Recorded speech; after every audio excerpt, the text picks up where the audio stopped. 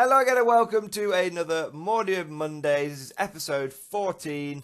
Ladies and gentlemen, I am back from my holiday. I went to Orlando, Florida in the great United States of America.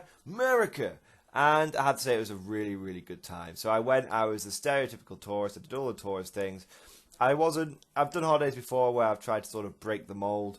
But this time I just wanted to go and just get the sort of almost like authentic tourist Florida experience, and I had to say I had an absolutely fantastic time. I went into all the major theme parks, sort of like Universal, SeaWorld, Aquatica, traveled to Busch Gardens, which is in Tampa, did all the roller coasters. I think I did all the major roller coasters in Florida, and I had an absolutely fantastic time. Did all the major water parks, and ate an absolutely horrendous amount of food. I have gained a little bit of a podge, so I'm going to have to obviously work on that. But overall, had an absolutely fantastic time. The food was great, and the drinks were great, and we went with a couple of friends. So the company was great, and it was just 2 weeks of just well deserved happiness. Been busting my butt at my job, and now I was able to finally unwind. But I have to admit, I was missing my YouTube channel. I was like, oh bloody hell, am I going to go back? And everyone's unsubscribed because it's going to be like 2-3 weeks of not uploading anything. So, although I got back about a week ago, I didn't start uploading videos again straight away simply because I was extremely tired. It's not the kind of holiday that you come back relaxed and refreshed from. It's more of a trip than a holiday. It's very active. You're always doing something. Even your chill days, you go into like a water park or something. So I would highly recommend it. By the way, I would highly recommend it to anyone that goes there. Anyone thinking of going on holiday, you should definitely do the Florida experience at least once. We're probably going to go back. I was thinking, Jesus Christ, I haven't uploaded anything in 3 weeks. And the reason I didn't upload anything in that third week was simply because I was pretty jet lagged. I was pretty tired. I had to get back into my job. Take a little bit of time to reflect. But we are back in business now. Regular uploads will continue. The usual. I always aim for try and do a video every weekday, but it normally averages out sort of 3 or 4. But we will try and do the regular daily uploads as best as we can. So there we go. That's the quick recap. So, whilst I was away, I obviously was having great fun, but I was also, as always, I was ticking things over as I was thinking things in the back of my head. So I've got some great ideas for videos and some general things to talk about here as well. So, I haven't painted anything in the last 3 weeks, so I haven't got any new units to show off. So, bit of a delay there, but I did have some thoughts around the paint scheme, and because obviously I've been having sort of a little moment of doubt with the current scheme that we've gone for, which is the green and blue scheme, and those moments of doubt have simply come from the fact that I've thought it was too dark, and I've had a couple of comments in real life, not particularly real life and on the channel, say the scheme is too dark, and it's slowly sort of dawned on me, yeah, it is. I've got two primary colours there, which are both like flat base colours. You've got the green and you've got the blue. And I experimented a little bit before I went away with different colour schemes. Now, the two that I've really landed on is like blue and white and green and yellow. But I'm not super satisfied with either one of them. The reason being is that the blue and white, it's a great scheme. I've got a guy painted up in front of me now with what it looks like. Absolutely great scheme. But it's a little too obvious. It's a little too generic. Okay? And I want the Mordians to almost be stand out, not another classic blue and white guard army. You see them all the time. And also, not just from me wanting to be a special snowflake point of view, but from a practical painting point of view. White is very difficult to paint, and I need to be able to churn these guys out relatively quickly. So I'm a little concerned about that. I have tried I did paint two models of Acadian and a Mordian in blue and white, And I did do the armor of the Cajun guy white and then wash it with Nuln oil because I was just trying to add some depth to it. And it looked okay, but it looked kind of dirty. It looked kind of wrong. Basically, I was just taking white and turning it black. So, yeah, that's why I'm not sure on white because I like to wash. I'm not the best painter. I like to wash my models, so I'm not sure what to do with the white. I think it would look too stand out. The green and yellow, I don't think it looks as good, but I think it looks a little bit more unique. You don't see a lot of green and yellow army schemes out there. But the problem is that yellow is not the easiest color to paint, but it does look better, to be honest. It does look better. Although I did have one commenter that really threw me off. Really threw me off. And he was like, it looks like a tractor. It's like a John Derry tractor, the green and yellow. And then the last 3 weeks, all I've seen is green and yellow tractors. So I've not seen any, I haven't even consciously thought of them before. So really not sure about that. Now, I think it looks great. I think the scheme looks fantastic, the green and yellow. But I don't, I'm just like, oh, bloody hell, does it look like a tractor? But maybe I should let something so silly, stop me from doing a scheme that I think looks good. Now, originally I did the yellow and washed it with Seraph and Sepia, and a lot of you guys came back and said it looks really, really dirty. I agree, so I went and got some. Is it Cassandora yellow, and it looks so much better in Cassandora yellow. You won't even believe how much better it looks in Cassandora yellow. So there's a good chance that's what we're going to go for. The only other option was and that's still, it's still unique. The dark green and yellow, it's still unique. Most people go for like a light green and yellow. I've gone for a dark green and a bright yellow, so that's still kind of unique. The only thing, other option I thought of is what about a green and like a light grey? And what inspired me for this was when I was in Florida, I went on the Doctor Doom, like Fearful Tower of Terror ride, and Doctor Doom, his green is pretty much Dark Angel's green. It's a dark royal green, and then he has silver, doesn't he? It's like his secondary colour. So I thought that might look pretty good. That might look pretty good. The only other one, which I know will look fantastic, but again is a little generic, but it does totally fit with my channel because it fits with the channel artwork, the main banner at the top. What about grey and red with gold trim? That could be really good. Grey and red with gold trim.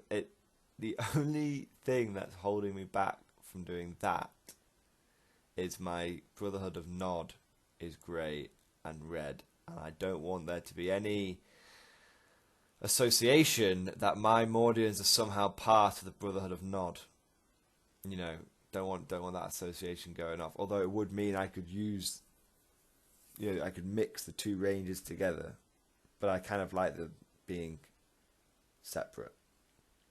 So, not sure. Or the option is we just stick with green and blue, which is an option I am leaning more and more towards, simply because it does look good. It does look good. It just looks a bit dark, that's all. So I tell you what I would really, really recommend is out of, do you think I'm just having a moment of doubt? I could do with some community feedback on this. Do you think I'm just having a moment of doubt? And should I stay the course? Stick with the green and blue. Stick with it. And don't get dissuaded. Or do you think, I've painted like 70 guys now. It's a lot, but it's not too many that I can't change it. Any more that I paint after this, it's going to be like, okay, yeah, this is a big change. This is going to be a big retrofit if I do that. So let me know what you think. Should I stick with the green and blue, or is it simply just too dark? Or should I instead go for a new colour scheme? ideally using the green. Although I could go for something entirely different again. I'm just concerned that I'll always get to the 70-man point and then go, oh shit, I don't like the scheme anymore. And then, and then I'm perpetually painting the same 70 models over and over and over again. What's really What's really funny is that the classic scheme of red and tan that I did with the original Mordians actually is pretty unique and way brighter. So I'm repainting all my guys, but the old scheme is almost it doesn't look better because all the old guys are painted like shit. But the old scheme did really work. But I really do want to repaint them a new color scheme. So we're gonna have to think. There's a lot of options out there. But what do you guys think? I could really do with some feedback on this. So there you go. Now that's the painting side of things. That's the chat side of things done.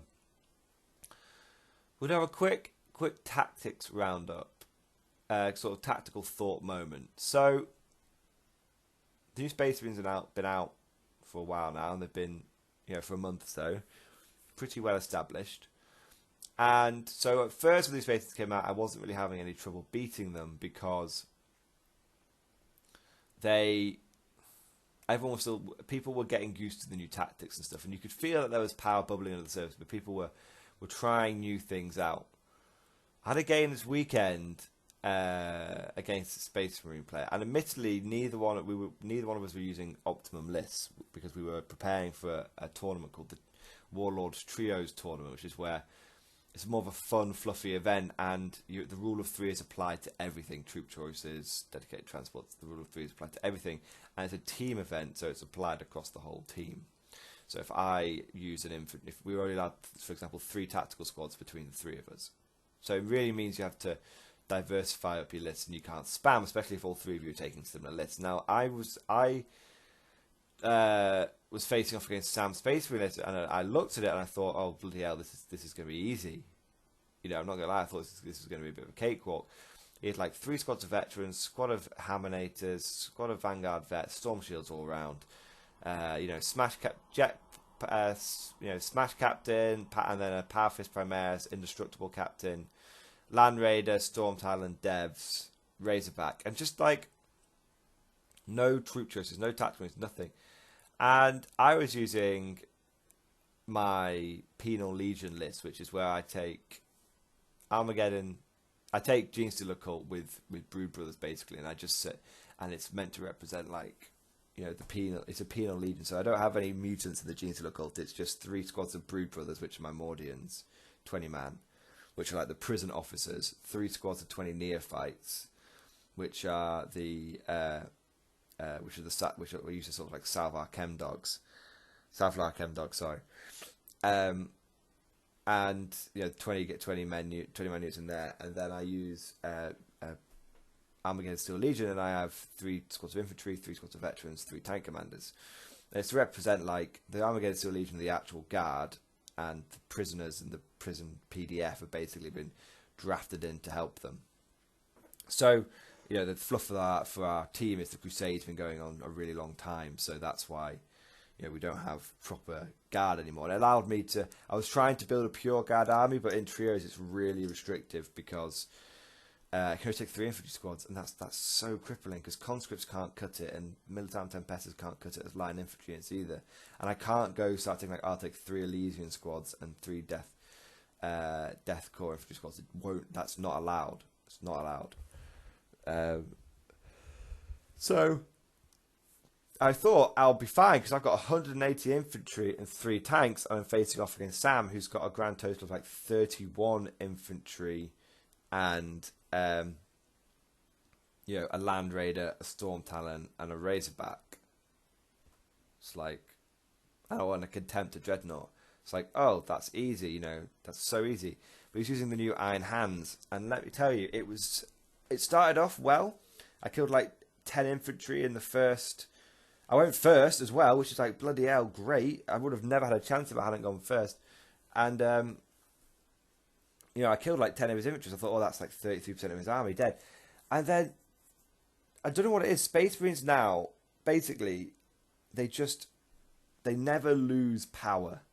They never lose power. Before, what used to happen is Space Marines would come in and have like, they would have like a good couple of turns, but then the numbers would start affecting them, and then they just sort of wither and die. Now every Space Marine has such great damage potential that they never lose that damage output.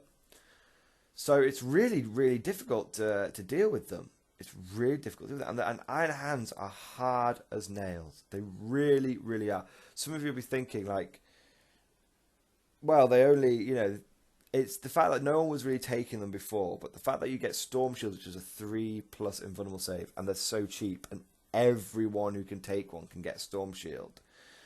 You know, Storm Shields are broken. I would go as far as say Storm Shields are now ruining the game, ruining 40k, because you'd be mad not to take them. Storm Shields are breaking 40k. But the fact that, you know, then they have a 6 if you want to pay, and you might think, oh well, that's not very much, but it only takes a bit of luck for that to be really, really hard to deal with. And Iron Hands they had that before they got this update. I totally get that. I understand it, but no one was really taking them before, so it's now, you know, now that's already really good. But then the fact that they have that huge damage output, you know, Sam was flying around and he just stuck in Devastator Doctrine the whole game, and his heavy bolters and his assault cannon. He had like 4 assault cannons, which, you know, that's 24 shots turn, all AP -2. I don't get a save against that. I mean, that's mad. I don't get a save against it. You know, and then you've got,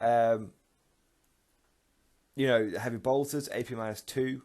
Loads of those in the Space Marine army. Everyone's got a Space Marine army. Missile launchers are now AP -1. You know, missile launcher devs are now fantastic. You know, AP -3 on the crack rockets, AP -1 on the frag means that they're actually good again now. So yeah, I think that Tactical Doctrine is actually a little bit of a trap, and Devastator Doctrine is where it's at. If I was to be a betting man, I would say Assault Cannon spam might be back on the menu, boys. Genuinely might be back. If not Assault Cannon spam, then Heavy Bolter spam. Space Marine Heavy Bolter spam could definitely be back on the menu. It's cheap. Everyone and their mums can get a Heavy Bolter from the Space Marine army, and they're fantastic. And yeah, I felt like no matter how, and it's you know, the Space Marines were so hardcore. I was like, how the hell do I? You know, I was killing, like, it was taking my entire army to kill like 5 guys, because, you know, just, you know, all it takes is a couple of lucky rounds. You know, 3-up saves. Just keep making 3-up saves, no matter what you throw at them. Just 3-up saves. That's all it takes. A couple of lucky rounds, and, you know, that's all it takes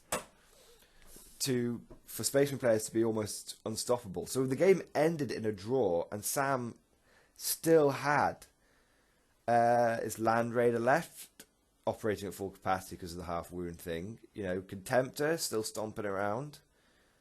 Storm Talon, Razorback, and I had like 30 infantry left in my characters, and I only won, well, maybe 40 infantry left in my characters, and I only won I only drew it on points. That's all I was able to do. End turn 5, drew on points, which was scary for me. Scary. So, yeah, the new Space Marines, now people have started working them out and you know, working out those crunchy combos. Yeah, there really are. I would say Space Marines are ferocious at the moment. They are. See how these new supplements pan out. But I think that Space Marines will be pure mono Space Marines has potential to be overpowered. Really has potential to be overpowered. And you haven't said Sam wasn't using any real Primaris. He had a Primaris Librarian, which he'd made from a Stormcast model, and he had a Primaris Captain, which he, you know, got with White Dwarf or something. So, you know, 2 Primaris models is nothing. He was using classic Marines, and he was, which I personally actually have the main strength in the new Space Marine Codex, because they're so cheap. And he was absolutely dominating me, absolutely dominating. I was having to fight for the draw. So there you go, guys. Obviously, whilst I've been away, you guys would have played lots of Space Marines. Let me know what your thoughts are down in the comments below. I think they're going to be really powerful. I think they're potentially overpowered. Yeah. what do you guys think? So, I hope you guys enjoyed this video. Back on form. Yeah, by the way, last thing to mention, the Patreon supporter giveaway. I actually did record the video before I went away, but I didn't have time to upload it. Really sorry. I will do that this week, and I will get the winner, the Lehman Russell and Pask model, out ASAP. So, but apart from that, thank you guys for listening. I hope you enjoyed it. Leave lots of comments. Give me lots of ideas for what you guys want to see. And what do you think about the colour scheme? And of course, I will see you guys next time.